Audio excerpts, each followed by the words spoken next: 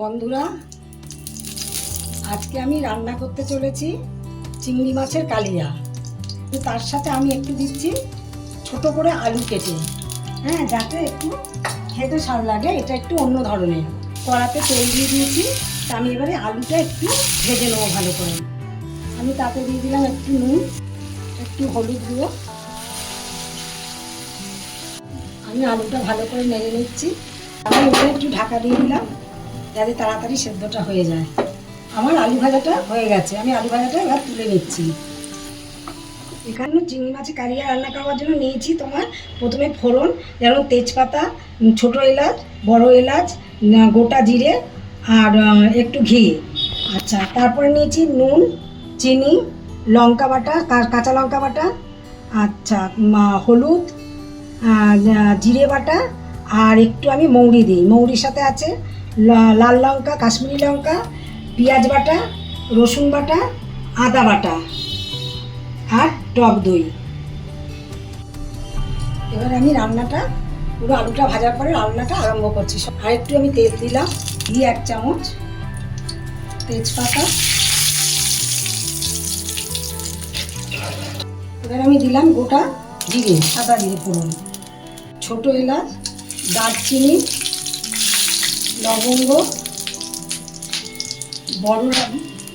বড় এলাচ, পেঁয়াজ বাটাটা দিচ্ছি। পেঁয়াজ বাটাটা পুরোটা হয়নি, আর কিছুটা আছে, সেটা দিয়ে দিলাম। এবার আমার পেঁয়াজটা যতক্ষণ না একটু কাঁচা গন্ধটা যাবে ততক্ষণ আমি এটাকে কষে যাবো। এবারে আমি দিচ্ছি রসুন বাটা, আদা বাটাটা। কাঁচা গন্ধটা এখনও ছাড়ছে। এই কাঁচা গন্ধটা যাওয়ার পরে আমি আরও মশলা দেবো। এবারে আমি দিচ্ছি কাঁচা লঙ্কা বাটা বেটে কিছুটা। এইটাতে আমি 4 চামচ দিচ্ছি, ছোটো চামচের 4 চামচ। কাশ্মীরি লঙ্কা রং হবার জন্য 3 চামচ দেবো। এবার আমি দিচ্ছি হলুদ 2 চামচের মতন দিচ্ছি। 1.5 চামচ নুন দিয়ে দিচ্ছি।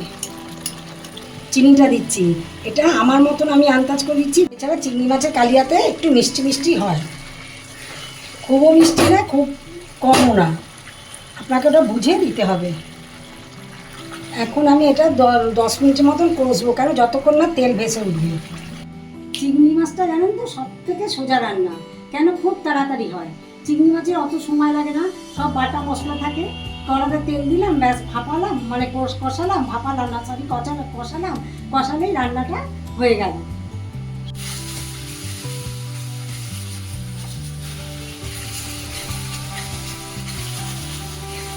আচ্ছা, এবার আমি আলুটা দিয়ে দিচ্ছি ওর মধ্যে।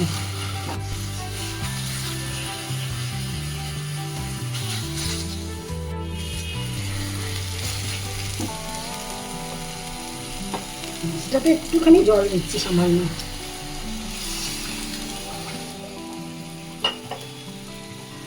জল দিয়ে এটাকে নেড়ে দিচ্ছি ভালো করে।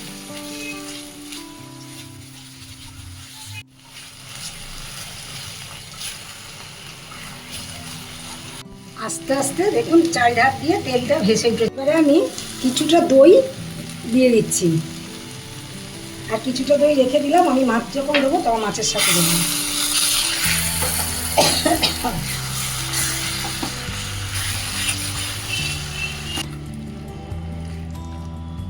দেখুন আমি এবারে চিংড়ি মাছটা দিচ্ছি। আমি কিন্তু চিংড়ি মাছ ভাজিনি, আমি এর ওপর দিয়ে আরও কষাবো। কষালেই মাছটা ভালো মতন হয়ে যাবে। এবার আমি দেখুন ওপর দিয়ে দইটা ঢেলে দিচ্ছি। আমি আরেকটু ওর মধ্যে মিশিয়ে দইয়ের জলটা দিয়ে দিচ্ছি। আমি এটাকে নেড়ে দিচ্ছি ভালো করে মাছের সাথে।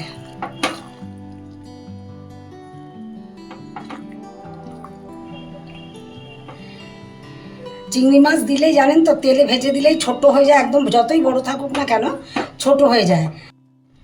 আমি আরেকটুখানি জল দিয়ে দিলাম।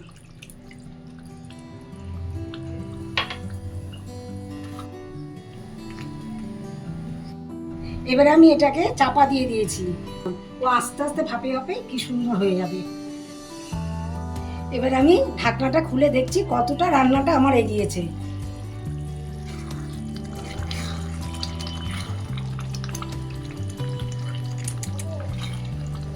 দেখুন কি সুন্দর দেখেছেন তো মা। এই দেখুন মাছটা।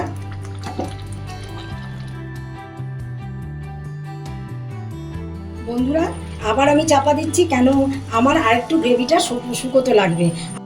এবারে আমার এটা মনে হয় হয়ে গেছে, আমি ঢাকনাটা খুলে দেখছি। হ্যাঁ, একদম তেল ভেসে উঠেছে। এই দেখুন, এবারে একটু নেড়ে দিচ্ছি। বাহ, খুব সুন্দর হয়েছে, তেলটা ভেসে উঠলো। এবার আমি একটু ঘি দিয়ে দিলাম, এক চামচ গরম মশলা। আমার রান্না হয়ে গেছে, আমি গ্যাস বন্ধ করে দিচ্ছি।